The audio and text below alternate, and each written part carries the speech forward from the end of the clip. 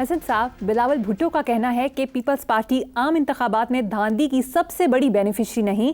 یہ بھی کہا کہ ہماری مخالفت پر سولر ٹیکس نہ لگا ورنہ کسی بابو کا ارادہ تھا سولر پر ٹیکس لگانے کا. کیا کہیں گے؟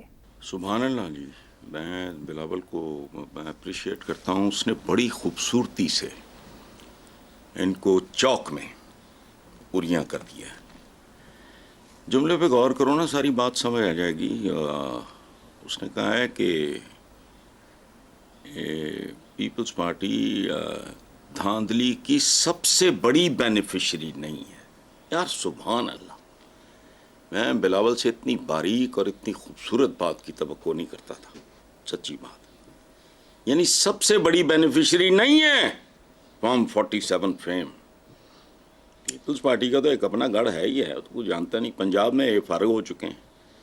تو بڑی ہی خوبصورتی سے اس نے ویل ڈن بلاول. انہیں اسی طرح ایکسپوز کرنا جاری رکھو. یہ عوام دوستی ہے اور یہ نیکی ہے، اور اسی کو سیاست کہتے ہیں. ان لوگوں کو بے نقاب کیا بلاول نے، اس کا بہت شکریہ. عوام کی طرف سے بھی، میں پنجاب کی طرف سے بھی میں اس کا شکریہ ادا کرتا ہوں. دوسری بات جو کی ہے اس میں بلاول تھوڑی ڈنڈی مار گیا ہے. دوسری بات اس نے یہ کی ہے کہ سولر انرجی پہ ٹیکس لگانے کا ارادہ کسی بابو کا تھا. بابو کا نہیں تھا بلاول، بھیڑیوں کا تھا. بابو بیچارہ کس کھاتے میں ہوتا ہے؟ یہ تو گلوریفائڈ کلرکس ہوتے ہیں، باقی اپنی اپنی وارداتیں ہیں ان میں یہ ماہر ہوتے ہیں، وہ کرتے ہیں. ادروائز بیسیکلی یہ اتھے کی ٹونو رکھے ہوں سیاستدان. بابو کا کیا کام؟ کسی چمچے کڑچے نے کو کیا ہوگا، کوئی بات نہیں. اصل بات یہ ہے کہ یہ کمیونٹی یہ بذات خود یہ اس بات کے ذمہ دار ہیں، اور میں یہ بات پہلے بھی سن چکا ہوں. لیکن بہرحال ہلکی سی ڈنڈی مارنے کے باوجود بلاول نے اس کی تصدیق کر دی ہے کہ یہ سولر پر بھی، اور تم بچوں کی پیدائش پہ لگاؤ، چلو کو فائدہ تو ہو. آبادی کنٹرول ہوگی. یار یہ کیسے بھیانک لوگ ہیں. بچوں کی پیدائش پہ لگاؤ. خدا کی قسم میں اس کے حق میں پوری کیمپین چلاؤں گا. میرا دل کرتا ہے، یہ ضروری ہے. اور تم سے تو یہ نہیں سنبھالے جا رہے. مالتھس کی تھیوری آف پاپولیشن پڑھو، ہم پہ خاص طور پہ اپلائی ہوتی ہے.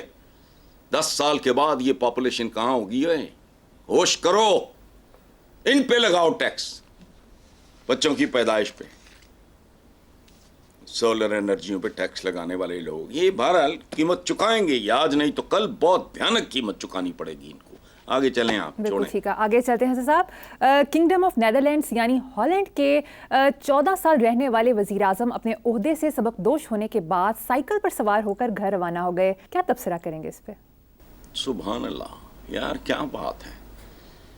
خلفائے راشدین کے قصے کہانیاں انہوں نے ہمیں سنانے کے لیے رکھی ہوئی ہیں، ان پہ عمل کرنے کے لیے نہیں. کہ حضرت عمر بن عبدالعزیز جب وہ کیبنٹ میٹنگ، اس کو کیبنٹ میٹنگ ہی کہیں گے نا، وہ جو سرکاری گفتگو ختم ہوئی، ذاتی حال چال پوچھنا شروع کیا، آپ نے چراغ بجھا دیا. یہ جو آپ بات کر رہے ہو کہ ہالینڈ کا 14 سال وزیر اعظم نے سائیکل پہ گھر گیا، اور گھر بھی اس کا کوئی اپارٹمنٹ وغیرہ ہوگا، ممکن ہے اس کی قسطیں بھی رہتی ہیں، لیزنگ وغیرہ کے چکر میں اس نے کو بنا لیا ہو بیچارے نے. تو اس نے کو کمیشن کیک بیک ٹیٹیاں میٹیاں تو ظاہر ہے اس کی نہیں تھیں. جس طرح ان کا وزیر اعظم گیا ہے اس طرح ہمارا UC کاؤنسلر بھی نہیں جاتا. جیسے مہذب ملکوں کا ایک مہذب ملک کا ایک پرائم منسٹر 14 سال ون گو رہنے والا جیسے گھر گیا، تو ان کے اچھا. اور کمال دیکھو، آپ نے بات ادھوری کی ہے، سڑکوں پہ لوگ اس کے استقبال کے لیے کھڑے تھے. خواجہ آصف کا اپنا بیان ہے، میں نے اس کو اپریشیٹ کیا تھا. جب ہم اقتدار میں ہوتے ہیں پولیس آگے آگے ہوتی ہے، جب باہر ہوتے ہیں تو پیچھے پیچھے ہوتی ہے. اسی سے سیکھ لو. اس کو الوداع کہنے کے لیے اس کے عوام سڑکوں پہ کھڑے تھے. یہ ہے پروٹوکول. لیکن باہر اور ایک بات بتاؤں میں، یہ مرچیں بڑی لگیں گی بہت سے لوگوں کو. اس خطے کا مسلمان 900+ سال کی غلامی کے بعد آج بھی ذہنی طور پہ پست، بھوکا اور غلام ہے. یہ غزنویوں غوریوں سے لے کے گورے گوریوں تک کی غلامی. ان کو کیا پتا حکمرانی کیا ہوتی ہے؟ یہ حکمرانی کو کیا کہا تھا مریم نے؟ حکمران خاندان. وہ حکمران خاندان تو پتہ نہیں کیسے ہوتے ہیں. یہ ایسے ہوتے ہیں، سائیکل پہ جاتے ہیں، عوام کی محبت لیے جا رہے ہوتے ہیں، چونکہ وہ جانتے ہیں انہوں نے مر جانا ہے. کھر پتی بھی ہوں گے. کدھر گئے اس دنیا کے بے شمار کھر پتی؟ ہم لسٹیں چھاپا کرتے تھے دھنک کے زمانے میں، ان میں سے کسی کا نام و نشان نہیں رہا. یہ دولت کسی کی نہیں. دن پھرتے رہتے ہیں لوگوں کے درمیان. دیکھو بات سنو، خراج ہو، تاوان ہو، ڈکیتی ہو، ہے ڈاکو پنا ہی سارا. مانگنے والا منگتا ہے. یہ یاد رکھنا، سوائے رب کے، خالق و مالک و رازق کے علاوہ کسی سے کچھ بھی مانگنے والا، اور طریقہ خواہ کوئی ہو، اس کے بڑے بڑے طریقے بھی ہیں. یہ تو براہ راست بیگنگ کرتے ہیں ووٹ کی. فرق ہے قوموں میں، اور وہ قوم ہے جو ہماری طرح زندہ قوم نہیں ہے. ہم زندہ قوم ہیں. چمچے، کڑچھے، چاپلوس، درباری، خوشامدیے، ٹکٹ لینے سے لے کے ووٹ لینے تک سوائے گداگری کے، چمچہ گیری کے میرٹ ہے ہی نہیں. یہ کیا کہا تھا کل کے، پتہ نہیں آپ کے پروگرام کی بات ہے کہ جی وہ پیپلز پارٹی نے اپنا حصہ مانگا ہے کہ پتہ نہیں کتنے ضلعوں میں یہ اے سی ڈی سی می سی یہ جو سرکاری ہوتے ہیں یہ ان کے ہوں گے. 2024 کون سی صدی، دنیا کہاں پہنچی ہوئی ہے، تو ان کے. وہ بھائی یہ اسٹیٹ کے ملازم ہیں، عوام کے نوکر چاکر ہیں. یہ ان کی پھینکی ہوئی ہڈیوں پہ پلتے ہیں. لوگ اپنی ہڈیاں، اپنا گوشت، اپنا خون، اپنا پسینہ دے کے ان کو پالتے ہیں. اور پھر یہ ایک عجیب نظام ہے. کل میں نے بھٹو کو کوٹ کیا تھا نا کہ اگر اس میں بنیادی، اس میں تبدیلیاں نہیں آتی تو پھر تبدیل کرنے کے لیے کچھ باقی نہیں بچے گا. آگے چلو. بالکل ٹھیک ہے حسن صاحب. نیکسٹ خبر پہ چلتے ہیں. اخباری خبر کے مطابق برطانیہ میں مہنگائی کی وجہ سے حکمران کنزرویٹو پارٹی کو بدترین شکست ہوئی ہے. لیبر پارٹی کے کیئر سٹارمر نئے وزیر اعظم بن گئے. رشی سناک نے شکست تسلیم کرتے ہوئے کہا کہ ہم ڈیلیور نہیں کر سکے. پاکستانی نیاد عمران حسین، ناز شاہ، یاسمین، زبیر، شبانہ، روزینہ بھی کامیاب ہوئے ہیں. وہ بات سنو، یہ کنزرویٹو پارٹی کی شکست تو خیر دیوار پہ لکھی تھی. اس میں کنزرویٹو پارٹی کی شکست نہیں، وہ جو پرائم منسٹر تھا اس کا شکست تسلیم کرنا اور یہ کہنا ہم ڈیلیور نہیں کر سکے. اور صدقے واری اس پہ جاؤ، یا بجو باندر آتے جاتے رہتے ہیں، رویے زندگی میں زندہ رہتے ہیں. اس پہ خراج تحسین پیش کرو ان کو. باقی رہ گیا پاکستانی نیاد عمران حسین، تو نعت شاہ، تو یاسمین، تو زبیر، تو شبانہ روز محنت یاد آ گئی مجھے، شہباز شریف کی شبانہ. اچھا روزینہ، سبحان اللہ. یہ اگر پاکستان میں ہوتے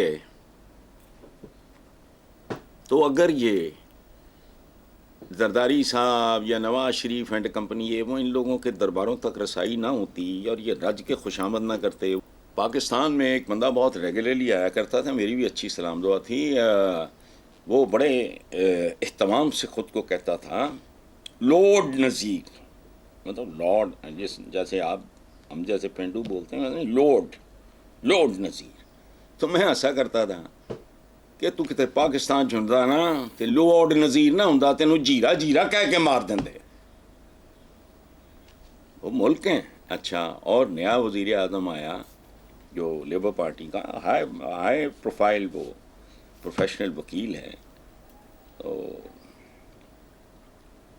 بہرحال سیاست پہ ماں باپ کے وہ سارے ان لوگوں کا اثر ہوتا ہے، لیکن جن کی اولادیں ہوتے ہیں پتہ نہیں آپ نے کیا. پاکستان تو میں تو بہت بڑا چمچہ ہوگا تو زیادہ تک یہ کونسل ادروائز چندے کے نام پہ رشوتیں دیتے ہیں. ہمارے ہاں تو ڈونیشن بھی ڈاکہ ہے بیسیکلی، سب جانتے ہیں. میں کوئی نئی بات نہیں کر رہا. بہرحال چھوڑو آگے. ویسے حسن صاحب اخباری خبر کے مطابق پاکستان میں ڈبہ بند دودھ فرانس، آسٹریلیا اور نیدرلینڈ سے بھی مہنگا ہو گیا ہے۔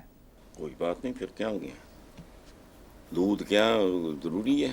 ایک چپٹ کناتی نے ایک بار لکھا تھا، تو میں یہ گندے دودھ کے بارے میں بات کر رہا تھا، تو اس نے کالم لکھا کہ جی پھر پانی پئیں، تو میں نے کہا پانی پئیں بچے، لیکن مصیبت یہ ہے ہمیں صاف پانی بھی ہمارے بچوں کو نصیب نہیں۔ خود واسا کہتا ہے کہ آرسینک ملا ہوتا ہے، زہر ہوتا ہے اس میں، تو کیا کرنا ہے دودھ پی کے تم نے؟ وہ جو بچی کا نہیں میں نے آپ کو جواب دیا تھا، وہ جس کا اشتہار چھپتا ہے کہ کیا اس دودھ پہ میرا حق نہیں، تو میں نے کہا نہیں، چھٹی کرو، پتہ بھی ہے سارا کچھ، اس کے باوجود ایکسپلائٹ کرنا کس کو؟ جو بیچارہ کر کچھ نہیں سکتا، وہ گھر بیٹھ کے کڑ سکتا ہے، وہ کڑتے ہیں لوگ۔ تمہیں نہیں پتا کہ نہیں ہے حق اس کا؟ کیا وزیر اعظم فلانیاں میرا بند ڈبے کے دودھ پہ حق نہیں ہو؟ تیرا تو گندے دودھ پہ بھی حق نہیں بھائی۔ چلو دیکھو، اور بات سنو، یہ آپ نے سستے مہنگے کی بات کی ہے، تو یہاں بھی بہت کچھ سستا ہے، بہت سستی ہے، بے روزگاری سستی ہے، لا اینڈ آرڈر اس کی تباہی بہت سستی ہے، آرسینک والا پانی، ملاوٹ والی غذائیں، دعائیں، کوئی والی وارث نہیں ہے، سب کچھ سستا ہے، بہت کچھ سستا بھی ہے وہاں کی نسبت، اس لیے نا وہ ذرا توازن قائم رکھا کریں۔ چلیں ٹھیک ہے حسن صاحب، نیکسٹ ٹاپک پہ آتے ہیں۔ معروف گلوکارہ شازیہ منظور نے پاکستانی عوام کو ایک مشورہ دیا ہے